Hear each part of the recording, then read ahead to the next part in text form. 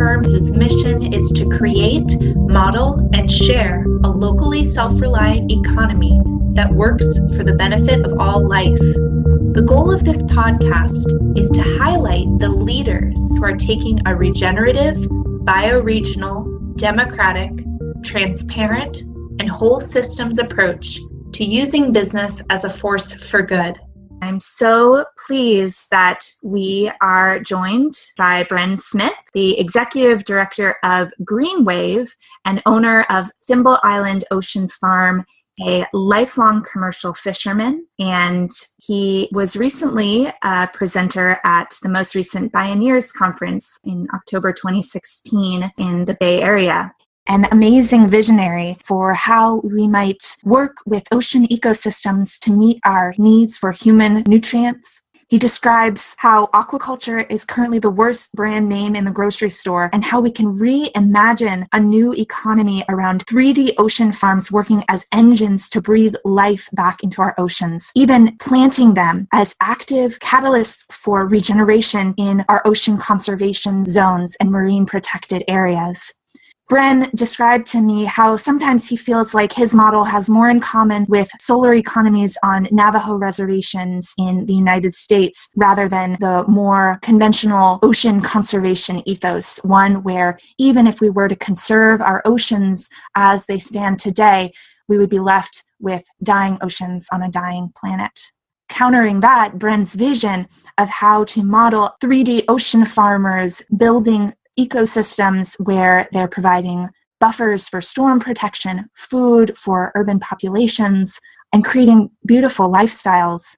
Bren refers to this as the nail salon model of the sea, how anyone with access to $20,000 and a boat can grow a seaweed farm, and how Bren shared with us this vision that he's had of 10,000 new ocean farmers like this before the end of his life. Bren shared how Google's appetite for seaweed is growing this model and how the economics really are viable, how he has consumers at the ready from top chefs in New York City markets to top companies like Google ready to purchase the seaweed once he's able to process it back on land. We conclude our conversation with some clarity around the challenges ahead, and that despite those, the hope that we can come together and work towards these economic models that support people, planet, and profit. Bren, welcome to the show. Thanks so much. It's an honor. It's so great to get to talk to folks who are interested in the new economic models. That's being just a fisherman, I didn't think this would ever happen. Well, Bren, it's so great to have you on the show, and I'd love for you to start with a description for our listeners. What is ocean farming, and how does ocean farm differ from planting a seed in the ground and then harvesting a head of broccoli and bringing it to market that way? Sure. First, I'd say ocean farming, there's over 50 terms that have been academic counted up, all the different ways people talk about the way we farm the ocean. And it's as bad as, it's a terrible names to both kinds, his IMPA, which is integrated multi-trophic aquaculture, which I still don't know what that is. And then there's like mariculture and aquaculture. I just decided to start as a simple man. I decided to start in a simple place and to say, okay, we're ocean farming, and we're going to do a particular type of ocean farming. And really, I think the difference is I don't know anything about land. I spend as little time on land as possible. It's just stressful. I think the key difference is that we have zero inputs. So, you get a tomato, you got to plant a tomato seed, you got to water it, you got to fertilize it, you got to have a greenhouse, you harvest it, and then it goes to market. And it's, I think, a globally competitive market. As we know from the Immokalee workers and things like that, the price point is really low. It's hard to make a living growing tomatoes or kale or things like that. As we know, in 2012, 91% of land-based farmers didn't make money. They lost. I think it was $1,200 was the average. I think what we're trying to do is take all the lessons learned from that we've been watching on land-based agriculture and not make the same mistakes. Like, let's do food right and let's blank slate the ocean. So we pick species, not like fish that you have to feed, that you have to use antibiotics and things like that. What we do is zero input species. So everything we grow requires no fresh water, no fertilizer, no feed, and of course, no land.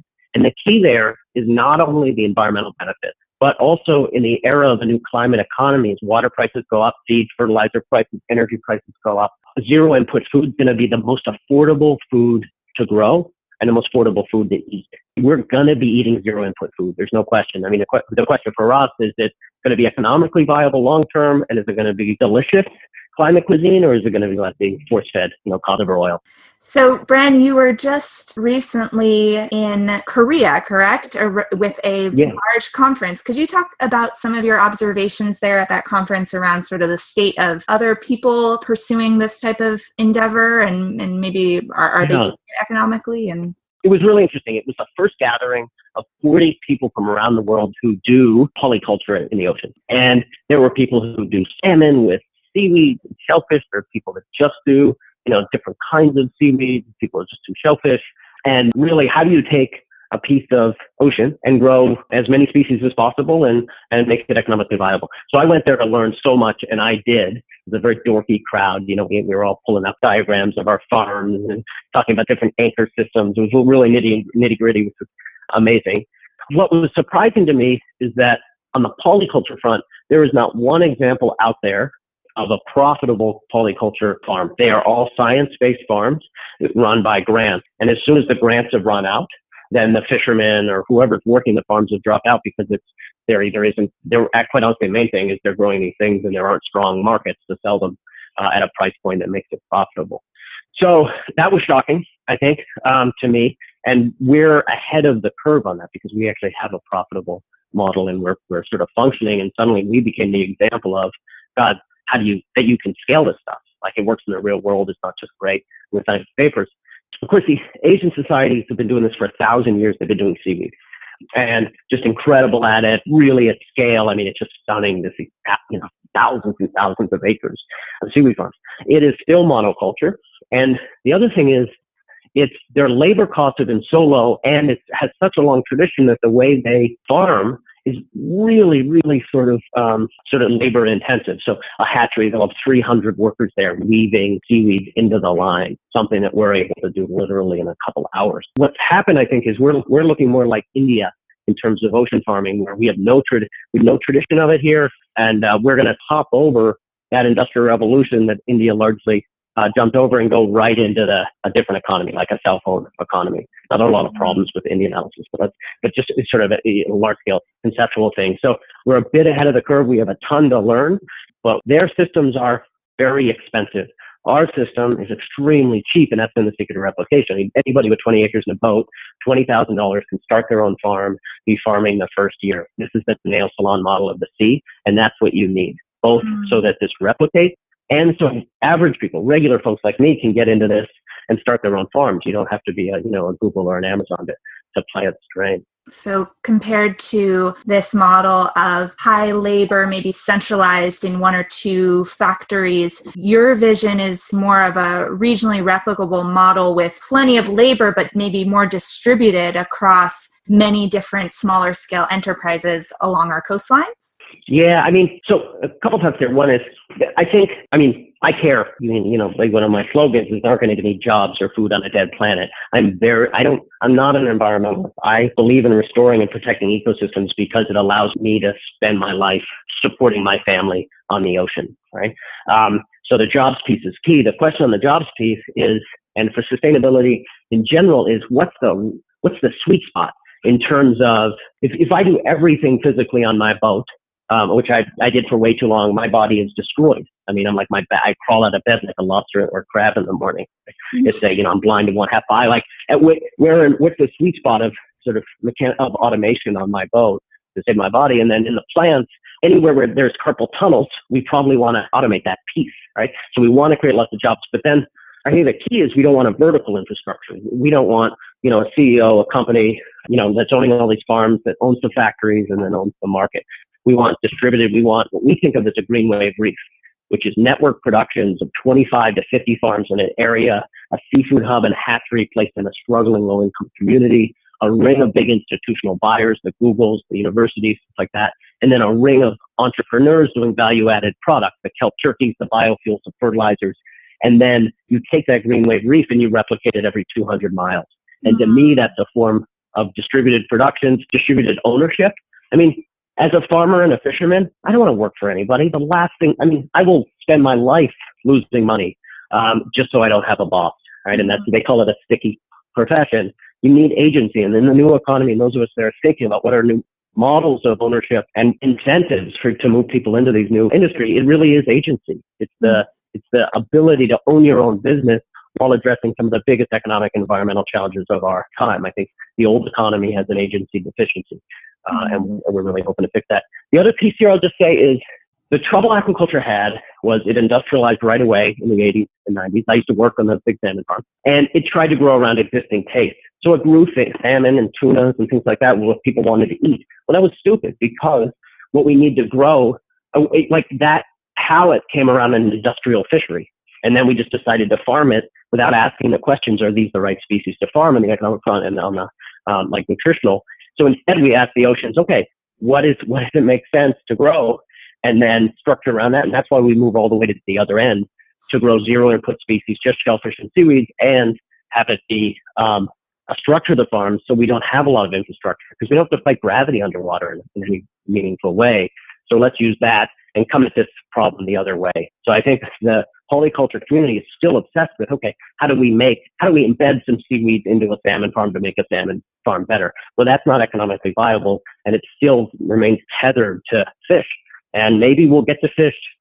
Salmon farming and stuff has gotten much, much better over the years in terms of feed conversions and waste and stuff like that. But we can get started on the other end and have zero of those problems, and in fact be restoring ecosystems, like moving way beyond sustainability. You touched on two really, really important points among many others. And just to underscore, we're so grateful that the book Drawdown, Paul Hawken's new book, The Most Comprehensive Plan to Reverse Global Warming, just came out, and plant-rich foods is number 4 on this ranking, the series of important solutions to reverse global warming. So I'm really grateful that you underscore this idea that we can eat what fish eat to get our essential nutrients to fuel our growing human populations. It's amazing. I was just hanging out with the folks at Pie Ranch, right out in your area there. And the light bulb went off, and we're like, oh, we're both doing polyculture. Right? That's like, we're engaged in the same thing, polyculture on land and polyculture in sea. And how do we bridge that? Right? The ideas are the same. How do we do the circular economy or regenerative economy, whatever the sort of term that folks are sort of comfortable using? And, how do we address social justice issues, economic issues? You have climate farmers and climate cuisine, all these same sets of questions. How do we break down the identity of a farmer and a fisherman so that they're spending half the year growing mushrooms in shipping containers and the other half growing kelp on their 20 acres, offshore? Like there's so much opportunity to build a bridge, and too often our thinking about the food system stops at the water's edge. And I think all the potential, it's potential to go big. The World Bank just did a report. This is a stunning number that I almost don't even feel comfortable saying, because it's at such scale. If you were to take 5% of U.S. waters and turn them into seaweed and polyculture farms, it would create 50 million direct jobs. That is just like, and the equivalent of 69 trillion hamburgers in terms of protein in food, right? So you want to think big, and you want you want this not to be just like boutique farmers market stuff or Brooklyn bee farms on roofs, which is all great, but we're not going to lift communities out of poverty. We're not going to take the people that were left behind in the industrialized economy, the black and brown folks, the immigrants that are so important to our economy, and put them in the front of the line unless we're talking about hundreds of thousands of opportunities for people. And so that's where the excitement is. And it's an industry that can go to scale if we structure it the right way, and an industry that can really, be a piece in the drawdown puzzle of helping restore the planet. You spoke to some really core commitments that Lift Economy has been pursuing and dreaming about and envisioning since our inception, this model of principles and patterns of restorative economies in all aspects of our essential human needs, in food, in ocean restoration.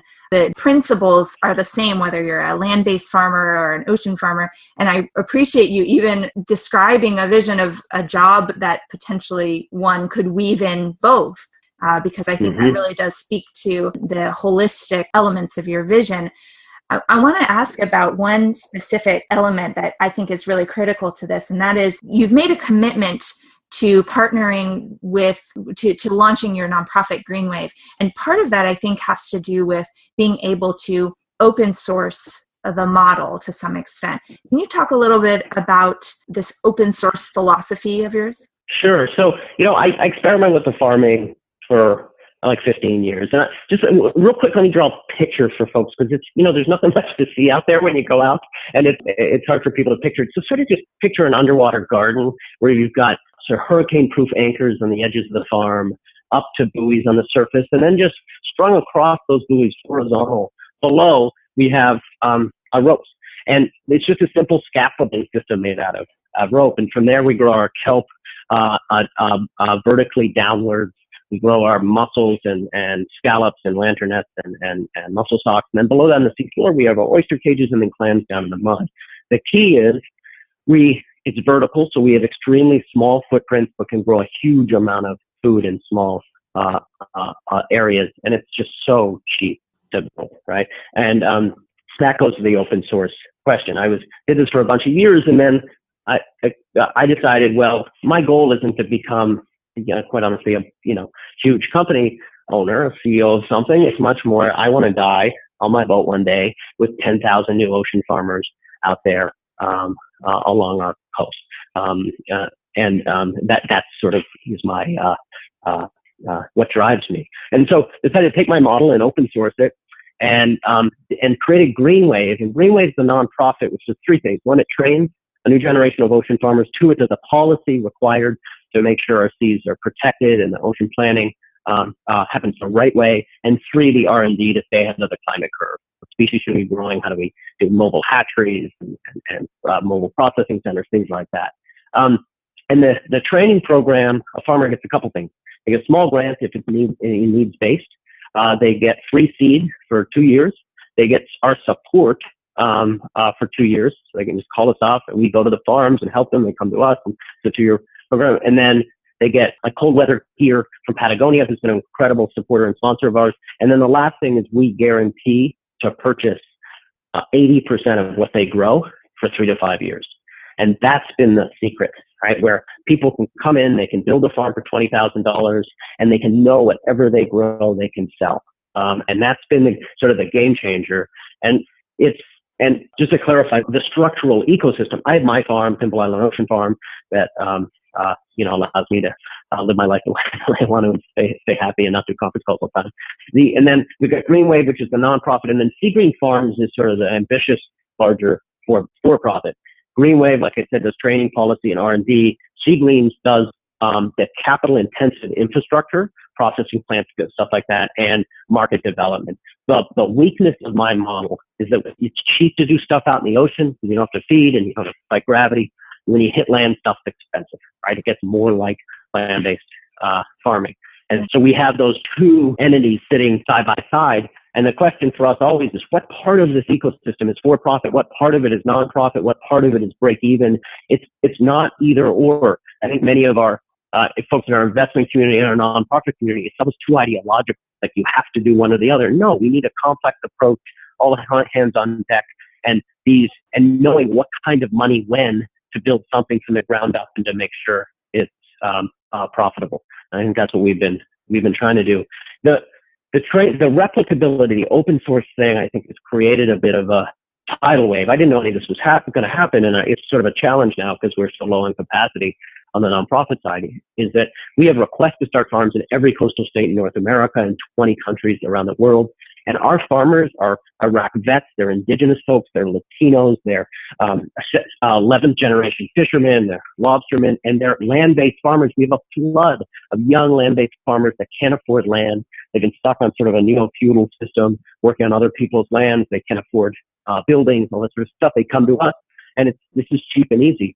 So Nick Pastor is one of our new farmers. He was 8 years on dairy and organic farms, dreamed to have his own farm, was searching for land for all those years, couldn't afford it. We have him up, and he's leased his property, and he'll be up and growing by next season. It's incredible. I want to talk a little bit about the economics for the farmer. So currently, how does it work? Do you currently guarantee to purchase from these farmers? Are any of them at commercialization where you are purchasing and their seaweed is going to, or is that still in process as you build the capital intensive infrastructure? Oh no, we're the GreenWave Reef is up and running. We're buying farmers. We got 10 farms out there that are growing at different levels. Some are more experimental because we had to test whether the sites were good growing areas, and some were, some aren't. We have other farmers growing at scale, like 50,000 pounds and stuff like that. We're right now, my team is up getting thousands of pounds, both from Maine and Rhode Island coming up. Our processing plant can handle 5,000 pounds of kelp a day. We have a hatchery network of 3 hatcheries, the largest hatchery network in the country, and we're just about to expand after this season to a new 10,000 square foot facility that we have. So no, folks are already, they were paid last year and they're getting paid this year, but this year's at a higher scale because Sea Green Farms has been able to scale up the processing. And here's the thing. I mean, we've been working on a sort of social network and marketing storytelling strategy for a lot of years on this. As soon as we scaled, we have standing orders for 600,000 pounds of kelp alone, and we can't meet that, right? So we're trying to expand and train farmers as fast as possible. We'll be at 25 next year, and that reef will be complete. And that's why we feel confident now that it's time to begin moving to other places like California, Norway. What happened to me originally was this idea came out, and again, it wasn't wholly, you come up with ideas from stealing from everybody. It's sort of a Woody Guthrie method, right? And what we did was synthesize, right? So literally hundreds of years of experience of trying to grow things in the ocean. We brought it in under the rule of simplicity and replicability. And that was the innovation. And most of this is happening in and around Long Island, correct? So just for the fun of it, if our listeners wanted to get a taste of some of these amazing ways that you're incorporating kelp into the American diet, would they be able to go to a restaurant in New York City and purchase a meal with some of your farmers' kelp? Yeah, so we're just harvesting, literally started this week. This is the water temp moment where we start pulling kelp out of the water. And then it's at places like Superiority Burger in the Village. That's Brooke Headley, who was an incredible pastry chef, award-winning pastry chef, and moved into vegetables, really. And what's been really interesting for us is, for years I worked with seafood chefs, and they are not the sweet spot for this. They bring the same spice mixes and sort of, techniques of seafood and wraps around fish and seaweed salads. No, you need people that know nothing about seafood, and that's Brooke. He knows vegetables, right? So I gave him this kelp. First thing he did was barbecue kelp noodles with parsnips and breadcrumbs. Like, he understood this had to do with sort of crunchiness and nuttiness and like treating it like a vegetable. And this is where it gets exciting for the chef community. I mean, there are 10,000 edible plants in the ocean and a couple hundred kinds of shellfish. I mean, kelp is just the gateway drug to an entirely new cuisine. I mean, imagine being a chef in 2017 and finding out there are arugula, spinaches, tomatoes, corns that you've never tasted before, never cooked with before. Suddenly this makes sort of the climate crisis a little more palatable and not feel like we're just going to be, it's not going to be a recreation of that movie, The Road. And the other thing on the economic piece, so we guarantee the farmers purchasing. We're able to do that and still be profitable at the other side.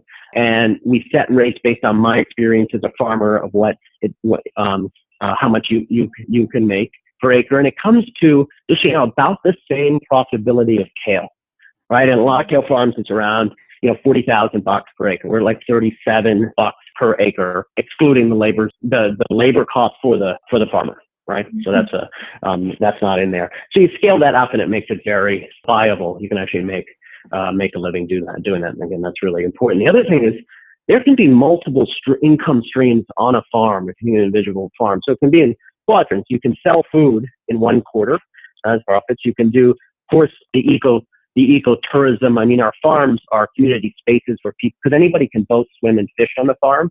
It's a community space where folks come and they swim through the kelp forests and the scallops and things like that. We invite people on, and that can be an income stream. The other thing is we use our farms as data centers. So we're collecting data. This is still in the early stages. We're actually trying to raise money right now for data centers to put on 10 of our farms to collect nitrogen, carbon, phosphorus, other attempts to do real-time monitoring, which will both allow us, our farmers, to become better farmers, which is key. The Excel spreadsheet is the secret to farming in many ways, but then also sell that data to the scientific community, because it's way cheaper for us to do it, for them to build a farm. And then then that leads into the fourth quadrant, which is ecosystem services, nitrogen and carbon trading programs. We have a program here in Connecticut, new legislation to include shellfish and seaweed farmers in the nitrogen trading program. It's the only program like this in the country.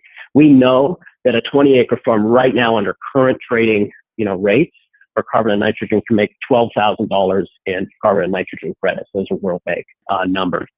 And so that's not a huge amount of money because carbon's too cheap right now, but it's not only a proof of concept, that covers your insurance and fuel and maintenance costs for the year, right? It shaves off some of that overhead and really honors the role of the ocean farmer in providing benefits while everyone else is polluting. I'm really glad you reminded us of those ecosystem benefits, especially given that, it may come somewhat from carbon markets or World Bank incentives, but largely, are you seeing it come from consumer demand in the form of products that consumers feel better about and feel like they're actually making a difference through their food choices? Absolutely. Listen, we're not selling a commodity, right? What we're selling is a vision of the world that's farm to plate that actually helps address the huge challenges, inequality, climate crisis, things like that.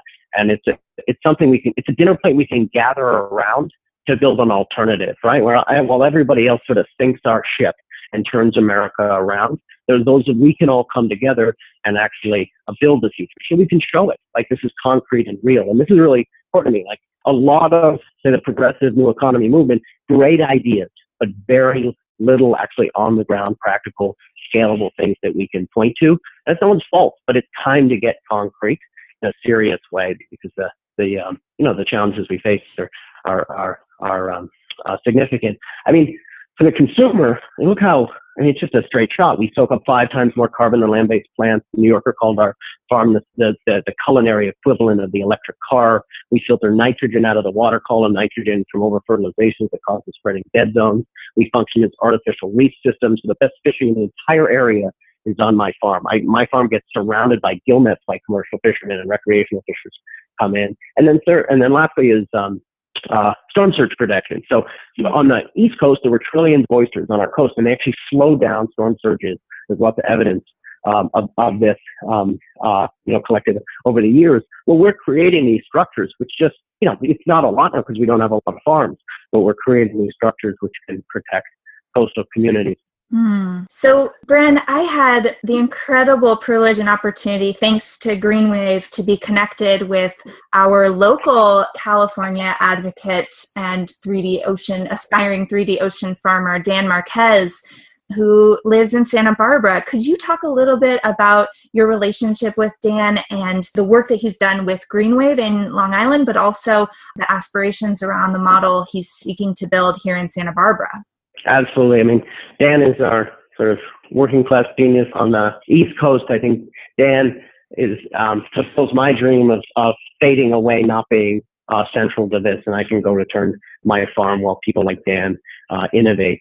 He's been working with us for about 3 years now, and he has a lease in Santa Barbara that was sort of granted to him by a scientist at UC Santa Barbara who had been working on polyculture for 30 or 40 years.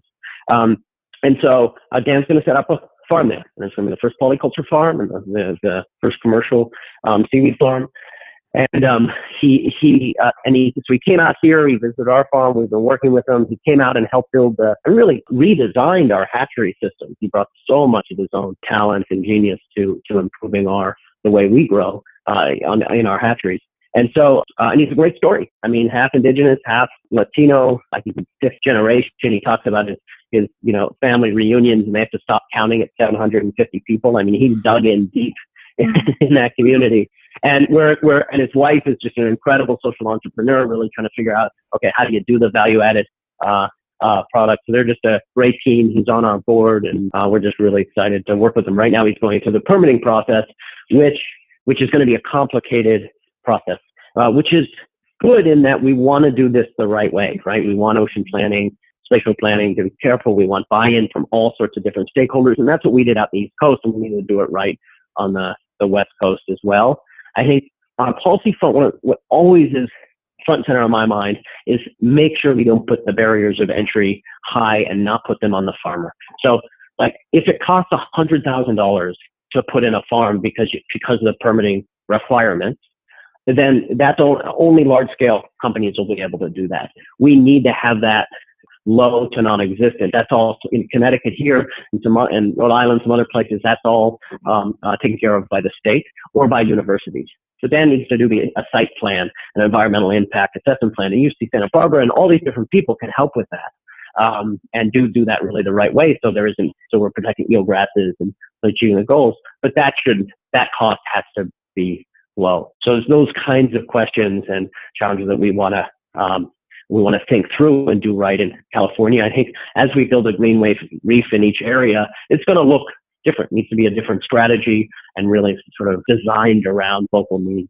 One of the interesting questions that sort of is floating out there is sort of listen, our oceans are a blank slate. The history of U.S. aquaculture has been just sort of failure after failure. So how do we do this right? And our ocean conservation allies, they're kind of stuck in the last century. And the reason is what they're really thinking about. It's important to do, but it doesn't address the core concerns. So most of the efforts is in ocean conservation, building marine parks, conservation zones. Now that is wonderful and we need to do that. But we could set aside our entire oceans as a conservation zone and they're still going to die. I mean, climate change is expected to wipe out 1 out of 4 species, threaten them with extinction, right, in the coming years. Our food system is being pushed out to the ocean. The water wars in California show that. Major fish are overexploited and our oceans just can't bear the burden of this major shift. We need solutions to climate change if we want to protect our oceans and if we want to revive them. And this is why our vision is of ocean conservation zones with ocean farms, 3D ocean farms embedded in these conservation zones, working as engines to breathe life back into our marine parks. Right? If you're an ocean conservationist and you don't have a strategy of restoration, of breathing life, of creating jobs, of feeding the planet while actually truly remediating and restoring our waters, you're not an environmentalist. You're a Teddy Roosevelt conservationist. You need a solution to climate change. You need to grapple with its implications. Right? You can't. Climate change is a game changer, as we all know. None of us are deniers, but have we really thought through what needs to change at the economic level, the way we look at our resources in order to address this? I mean, as Naomi Klein says, this changes everything. And we all have to ask ourselves, what is this change from our current model and our ideologies and the traditions we come out of?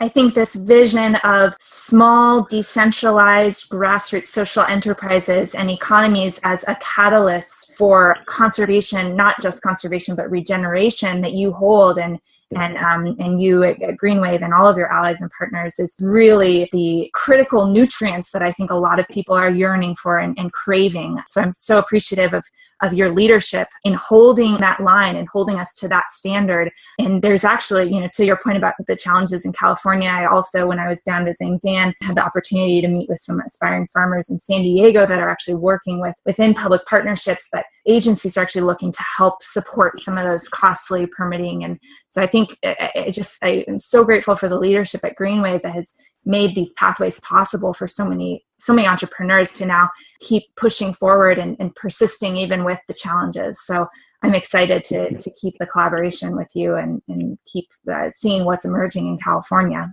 Yeah, it's really, really exciting. And I'm excited for the new economy modeling. I think we need more than one model, and then we need to refer back and take lessons and see what makes sense where. So here in New England, we really did a sort of a beautiful, messy, way where we were doing piece by piece. We were farms placed, and then we're just trying to figure out what infrastructure we needed and what kinds of money needs to come in and what kind of organizational structures we need. And we figured it out. California might look much more like a sort of a strategic intervention, right? Where you have 3 or 4 test farms and both to see what grows, to build the alliances, and to reintroduce the public to ocean farming, right? Because aquaculture is the worst brand name in the grocery store, rightfully so. We need to restart that discussion. So start with some underwater community gardens and some small commercial farms, while also we're building the hatcheries, while we're building the processing plants on land and collecting the good scientific evidence on ecosystem services, like that can all happen. All those balls can move at once this time, which is really exciting to us. And all these questions, should it be a co-op model, or should it be sort of, circles of entrepreneurship with, a food hub in the center? There are all sorts of ways to do this that I don't know the answers of. I come at this very unideologically. I think of we know what the goals are. The goals are jobs, justice, climate mitigation. And the way to get there, I think none of us really know. It's like, it's an open field. We all have lots of ideas and small pieces of the puzzle. And that's kind of what's exciting. I think I have more in common than, say, ocean conservation organizations. I have more in common with, say, the folks in the solar community on the Navajo reservations, or in Kentucky, trying to solarize the haulers, things like that, of trying to how to model this economically and build a new economy around it. Thank you so much for reminding us that it is place-based and there isn't a one-size-fits-all solution. I think there's a temptation out there to hear about your model and perceive it as the silver bullet that's going to produce food in our communities. And it's a great reminder. Thank you for reminding us that it really has to be contextualized within the specific social, cultural, economic dynamics of your particular community. And that goes back right again to the ownership model. I love that you speak to having worker ownership, because that really does allow that building these models that can help alleviate that. It's funny, part of the things we learned, and I should have known this because I'm a curmudgeonly fisherman, but our trainings become, for fishermen specifically, not just for other folks so much, but fishermen, we hunt things, right? We're the last hunters in the ocean, and it's freaking exciting. I miss being out in the Barren Sea and out in the Grand Banks and 30-foot waves and chasing food around the country. And so we're going to lose that in the transition to society. Whether you're a coworker, especially heavy cultural identity, with your coworker, with your farmer, you're a fisherman, we're going to lose pieces of our souls, really, right? And that's heartbreaking. The question is, what do we move into? Do we do the globalization jobs of call centers that they try to push us into when all the steel mills left? No, we want to create a certain kind of job, and jobs with meaning. So I tell our fishermen, I say, listen, we can still own our own boats. We can not have bosses. We can have self-directed lives where we succeed and fail on our own terms, and we can have the pride of helping feed the country. We can work on the water. That's the core part of where our hearts are. And those are jobs we can still sort of write and sing songs about. That's what we look at for a metric. And I think when people think about jobs and economies, they forget about meaning, like how that is central. Like we need in this new climate economy, in the new regenerative economy, is to fill people's souls, because that's what's going to make them both go to work every day, but bring the creativity and the energy to keep the innovation moving forward. It's the heart that's going to do that. Couldn't have said it better myself. Thank you for reminding us of that. Yeah. I just want to not be too positive here, because you could do a whole nother show on all the challenges and problems and what keeps me up at night, right? I feel very good about this core replicable model. How do we stay ahead of the climate curve is a huge question for me. Like, I grow personally shellfish and seaweeds that are in the southern region of their ecosystem. As that heads north, I need to know new things to grow. And are those things going to be economically viable? As we scale up to large numbers of farms along our coastline, well, are our crops just going to become a raw commodity or not, right? Will that drive the price down enough so actually we can't guarantee $1 a pound off the docks, right? And it looks much more like the land-based farming economy, and on and on. There are serious challenges out there, so I don't want to oversell it, and that's why we need all hands on deck. We need economists, we need policy people, we need scientists, we need students and engineers, everybody here helping us do this so it's successful. It's a great segue as we bring our conversation to a close. My next question for you, especially recognizing that, first off, thank you for taking the time, especially during Harvest Week, and I know you've got a big, you're attending your sailing to Washington, D.C. for the Climate March next week. I'm curious what our listeners can do to support you, to support GreenWave. I know GreenWave is always looking for financial support to keep this work going. What can our listeners do to right now in this moment support this movement and get involved? Yeah, I mean, I think there are a lot of ways, and that's what's it's just been so exciting to see this much energy around our work and so much the talent, people with all this incredible latent capacity coming. So, I mean, one way definitely is sponsor farmers, right? GreenWave has a farmer training program, and we need sponsorships because, we need to be able to support them. We need to be able to run programs. I think on the R&D side, we always have projects that need both good thinkers and good money in order to fund, like our mobile hatcheries, for example, that we can fit into shipping containers, or a site-by, or same our shipping container processing, partial processing facilities. There's all this work to be done there. And then, just this is a time, this is the great renaissance of food. Bring your talents and your creativity to bring your community together to cook these new dinner plates, right? To move bivalves and sea greens to the center, wild fish to the edges. Let's do that and create those moments as both a delicious, sort of loving way to spend time, but also to educate community and tell this story. I think both of those would. And so if you go to greenwave.org, the nonprofit website, and that's how you can support. Let's get in touch. It's a way you can sign up to be a farmer and donate. I'll say our challenge is, of course, way too much interest and activity and not enough resources. That's where we're at now. I spend my time in a heartbreaking way telling farmers. I mean, in California, I got a list of over 100 people that want to start farms, and we just don't have the capacity yet to do that. So that's where we're heading. And then I'll just close by saying the Climate March has been a really exciting thing. We're going to go travel 150 miles by boat to the Climate March with a message to the administration. There won't be any jobs or food on a dead planet. I mean, we look like Trump supporters, but we're not, because we care about NOAA funding, EPA funding. These are the things that have allowed us to be the entrepreneurs and keep working on the water. And the coalition that's come around us has been really unique and exciting. So we have some of the most famous chefs in the world, Renee Redzepi, David Chang, as sponsors. We have B Corp, so we have Ben and Jerry's, Patagonia, Dr. Bronner's, those folks also as sponsors. And then we have, the big greens, which is the Sierra Club. We have NRDC, Oceana. We have Bioneers as well.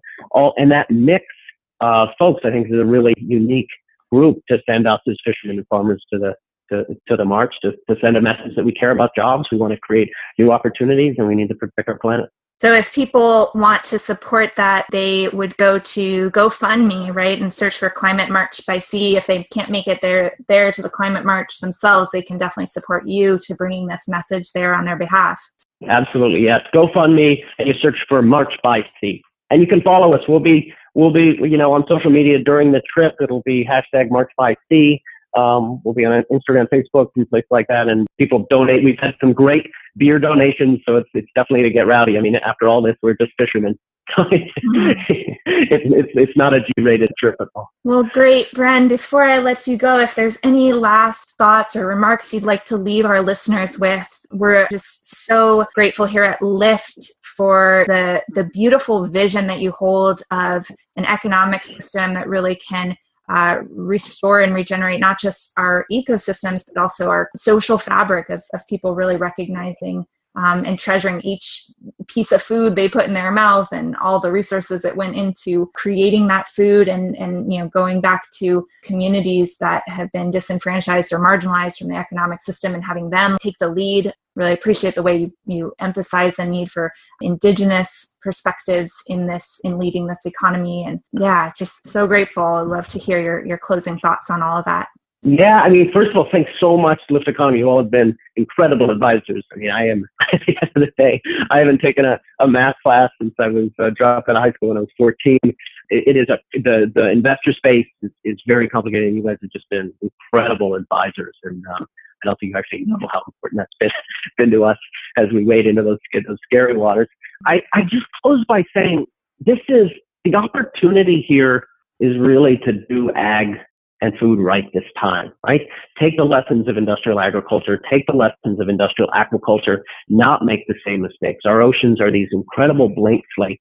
Let's do it right. Let's make sure social justice is woven into the DNA of this new ocean economy. Let's make sure that leases are affordable to young farmers. Let's make sure our seeds and commons aren't privatized in this process. And let's make sure our infrastructure is in poor communities that lift them out of poverty and create all these opportunities. That's what's so exciting, is to take the challenge of climate change, move out into our oceans, and really have this first generation, first time generations to really do food right and do what we think of as, let's come together and make a living on a living planet. Thank you, Bren. Thank you for your time. Yeah, it was an honor. It was fun. Next Economy Now is a production of Lift Economy. To listen to all of our past episodes, visit www.lifteconomy.com. You can also subscribe to this podcast on iTunes or wherever you get your podcasts. And if you love these ideas and are encouraged by the wisdom shared here, please share this podcast with others. Thanks for listening.